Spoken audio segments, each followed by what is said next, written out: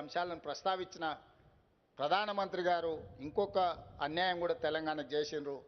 మేము పద్మభూషణ్ పద్మశ్రీ అవార్డుల కోసం కూడా తెలంగాణ సమాజానికి ప్రతీకలైన గద్దర్ గారి పేరు, చుక్కా రామయ్య గారి పేరు, అందశ్రీ పేరు, గోరెట వెంకన్న పేరు, జయతీర్ తిరుమలరావు గారి పేర్లు వీటన్నిటినీ రాష్ట్ర ప్రభుత్వం నుంచి మేము ప్రతిపాదన ఇచ్చినాం. కానీ ఏ ఒక్క పేరు కూడా కేంద్ర ప్రభుత్వం పరిగణలోకి తీసుకోలేదు. ఇది మాకు కొంచెం బాధ కలిగించింది. మిత్రుడు మందకృష్ణ మాదిగకి ఇచ్చినందుకు మనస్ఫూర్తిగా నేను అభినందిస్తున్నా.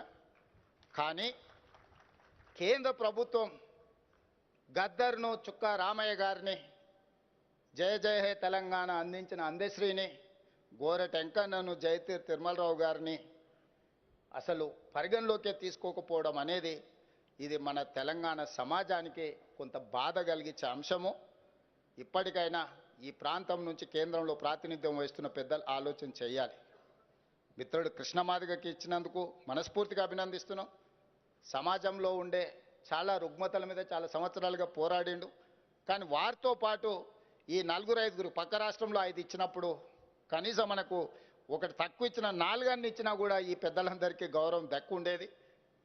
నేను తొందరలోనే ప్రధానమంత్రి గారికి లేఖ రాయబోతున్నా. కేంద్ర ప్రభుత్వాలు ఇట్లా మన పట్ల వివక్ష చూపించినప్పుడు మనం ఎక్కడో ఒక దగ్గర మన నిరసన తెలపాల్సిన అవసరం ఉన్నది.